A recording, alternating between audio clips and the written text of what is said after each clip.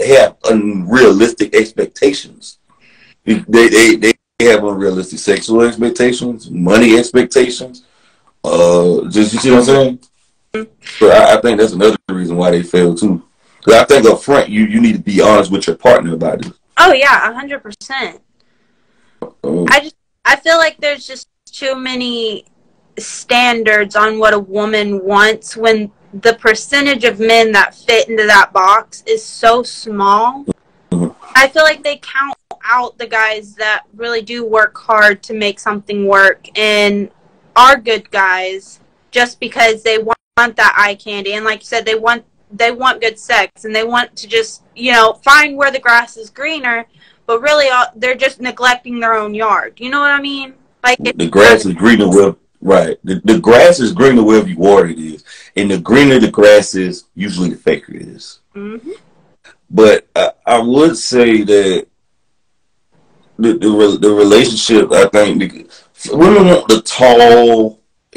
See, women are having sex with the same man. See, there's more women with kids than men because women are going having sex with the same man. They're going after the same man because he's desired by other women. Women want a man that other women want, but if other women want him, what makes you think he will only want you and only you? They feel like, see, this term called settling, I think, is destroying the dating market as well.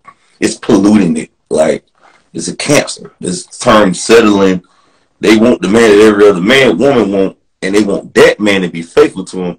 And when he don't live up to the expectations, not faithful to them, they hate all men. All men are shit. Men ain't no good. They join this feminist group. So would you agree on that, though, that they... Sorry, my contact belt fell out. I was saying, do you feel like because they're going after the same man that other women want, and when that man don't want them back, they join these feminist groups because people who have something in common are going to rally together. And if all these women are going after the same man, and the same man doesn't want them, they're all going to, they're going to come together. It's ridiculous to think about because it's the same way but it's not the same way exactly, but I feel like a part of it is where it's like, if a lot of men value one woman, it could be for multiple things though. Like if she, like you said, if she's just on the internet shaking ass and doing whatever, they're going to want her because she's a piece of meat. Yeah, OnlyFans. She got OnlyFans. Like, all I can think about when I hear that is like, what if you have kids one day and your kids... They don't care. They don't have no... They feel like they're providing for the kids.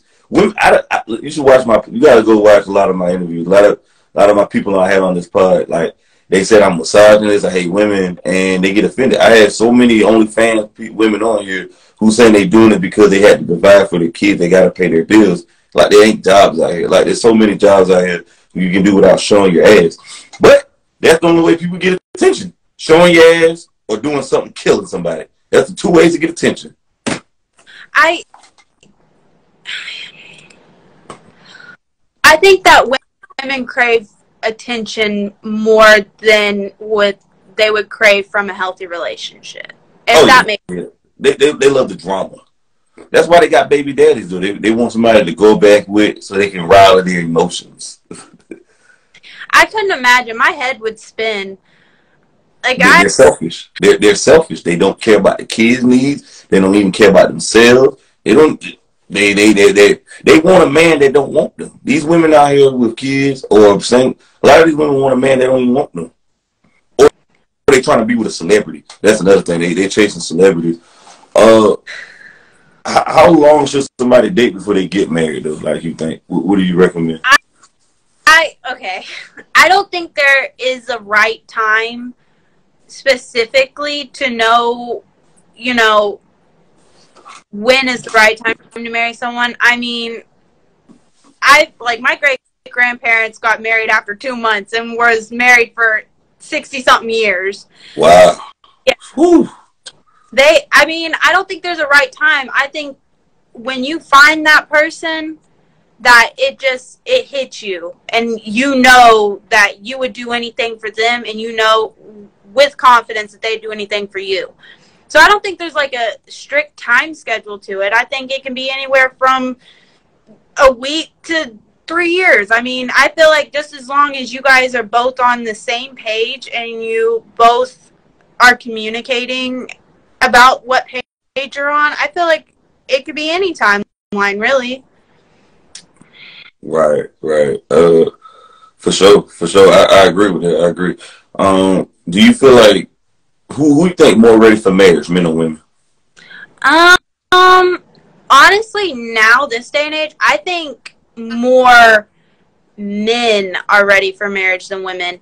And I think the only reason why is because now it's such a trendy thing to be like hot girl summer, and I'm like, I don't see a lot of women wanting to settle down. I feel like they want to live this lifestyle of party, especially like now that it's getting to the point where it's like, oh, you don't have to settle down and get married until you're like in your 30s or your 50s. I had one girl say she want to get married in her 50s. Like, what's the likelihood of you getting married in your 50s? It's like you want to get married because that person's your best friend and you want to grow old with that person. Yeah. And what makes you think you're going to live that long to 50? That ain't guaranteed. That's for sure. So, right.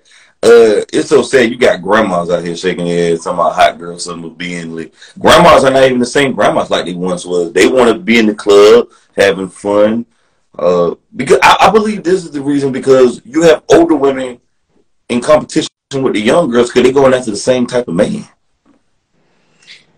Yeah. And it's ridiculous. There shouldn't be competitions over a single man.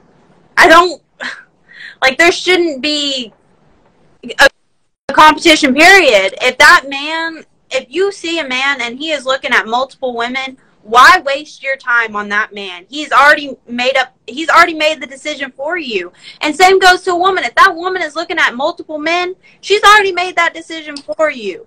Like, they're not gonna they don't share your values or your hopes and dreams. If they don't support that, then why try? Like, it's really easy if you just sit back and just see a person and you see that they have their multiple options and they keep their options. That's not someone you want to be with, because then you're gonna second guess the entire relationship. Was I even an option? Or and I feel like that causes a lot of rift in between people. It's like, oh, so I was just your second option? Was I even on the option list? I don't even want to be an option. I want to be a priority. I want to be... Exactly. I don't want to be a choice. I want to be the main factor. I want to be like, I want you and I got eyes for you and I want to make this happen. Until I meet a woman like that, I'm not settling for nothing else. I'm not getting with no woman who half-assed like me or being just with me because she lonely. That's the worst thing. People just getting with people because they just lonely, or they feel like they being pressured by the other person. Like, oh, damn, let me go ahead and marry because I don't think I'm going to find nobody. Let me get with him. Hey, this is what I got. It's like, seriously? But what you just said, that is such it's such a pop culture thing now of when guys get together, it's like, oh, you're single, or even girls, it's like, oh, you're single. And that's why a lot of people get married or whatever. They're shaming people for being single. Like, being single is something wrong. There's nothing wrong with being single. You're just unique. Jesus wants you to be by yourself because he wants all of your time and growing and maturing you. It may seem like something wrong with you. They even got this saying that if a man is not married by 30, so he's gay or something's wrong with him or his sex game is whack. It's just stupid sayings out here. Part of the culture. That's what the culture says. I realize I don't give a damn what culture says. I'm approved by Christ Jesus. I don't give a damn what the culture says. The culture don't mean shit. I mean, I grew up around an older generation, so I'm like, I don't share the same values that a lot of girls have nowadays. Right. I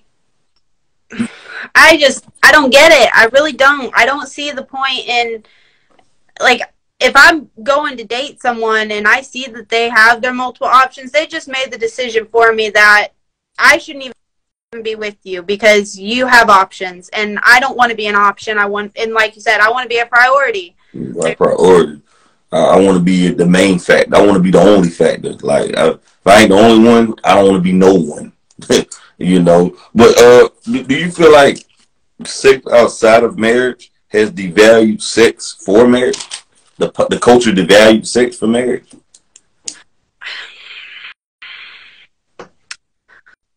I don't know. That's such a hard. It's. Let me make it easier for you. Because I read a statistic. If a woman had over 10 bodies or whatever, she's comparing her last these partners to her husband.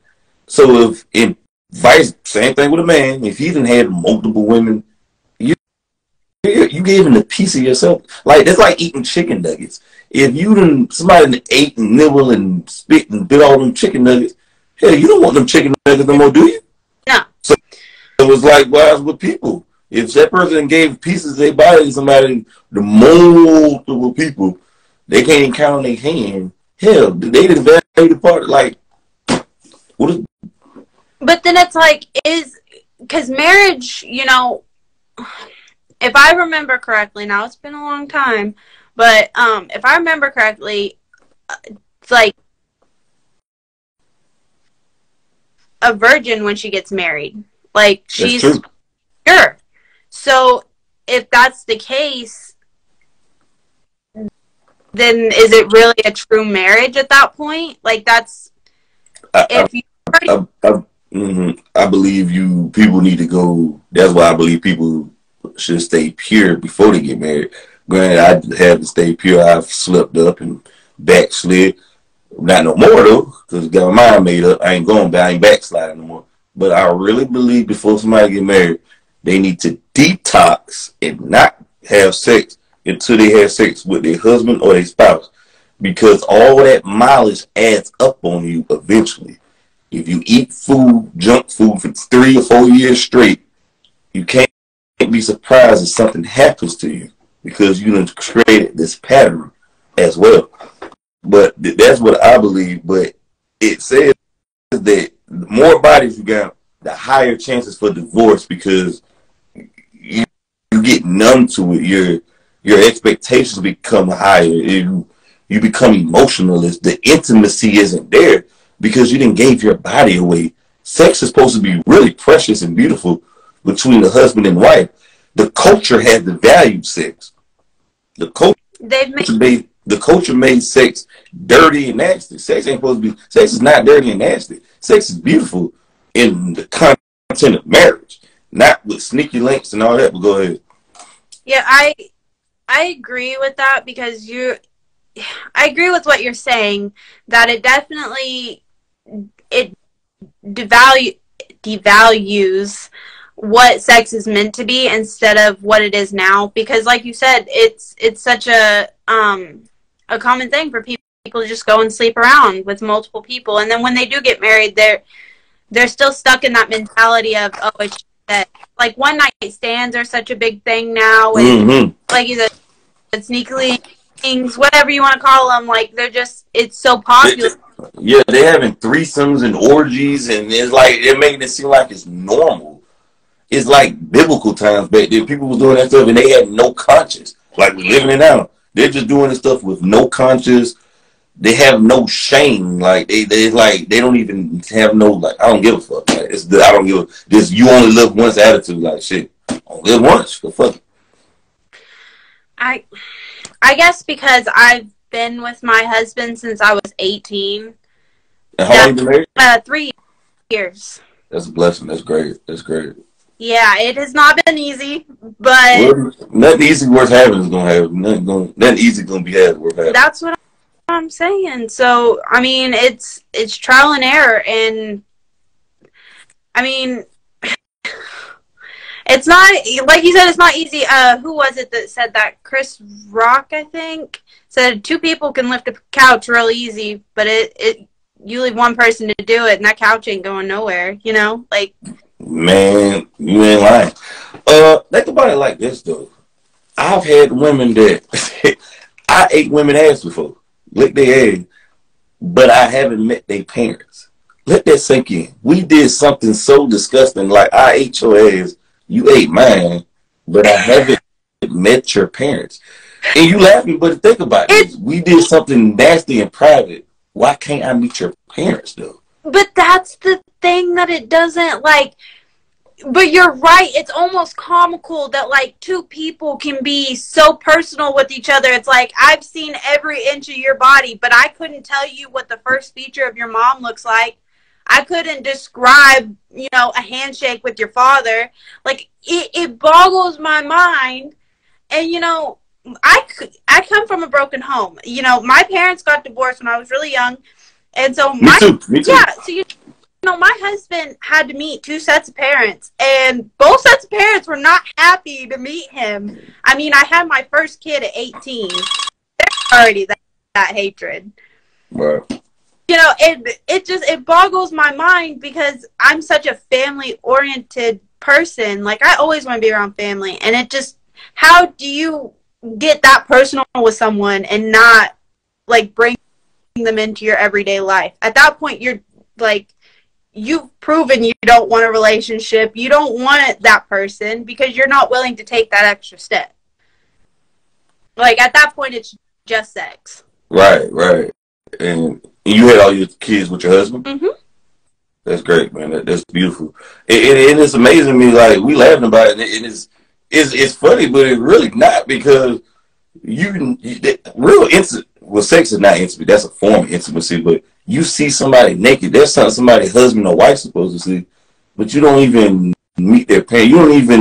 You don't even know nothing about this person, really, or they past, or the trauma which y'all have in intercourse is staying in bodily fluids. This is amazing to me. I can't hold your hand in public, but we just did this in private. Mm-hmm. Wow. And a lot, it's just that eye candy. It's just sex. And, you know, pop culture has made it such a okay thing when it's really not. I think it's more of just lust. But it goes back to that eye candy. They just want that guy that looks good.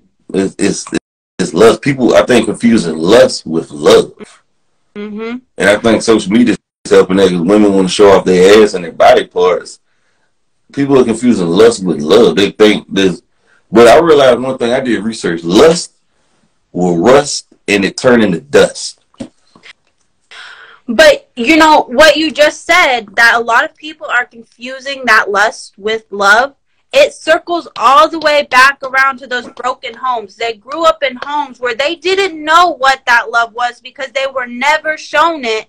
So now there's a whole generation of people, and still generations of people to come, that will never know what that true love is because they've never witnessed it. So they will only continue the cycle of what they know. It's terrible. And two, I think people need to unlearn what their parents is. My parents was great, but I had to revalue it.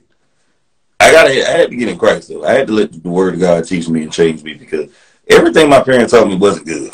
You know, I had to figure things out on my own. Everything my parents told me wasn't great. And too many people are going with their parents did. Well, my parents did it that way, so that means it must be, that don't make it fucking right. What the fuck? Because they had you out of the way, like, you going to do the same thing with your kids? And you want your... Like, I think a lot of these parents are jealous of their kids. They have no identity. They don't want their kids to grow. That's why a lot of women, they teaching these sons and the men and the women, the mothers and the fathers not teaching their children about marriage or relationships, because they don't know and because they're jealous. Ignorance and jealousy. 100%. I try, like, what you were saying about how you were raised. You had great parents, which I had great parents, but they learned how to raise a kid by their parents. And not everything they do is right. So I get what you're saying. Like, eventually someone's going to have to break the cycle, or it's just going to continue to be that. But I don't understand why you don't think back and think about something that your parent did that obviously you felt hurt you, or that, you know, you were upset about, why you would do it to your own kid. Why you would force your kid to play a sport if they don't want to play it, or why you would force your kid to sit down and read for 4 hours when you know they don't want to.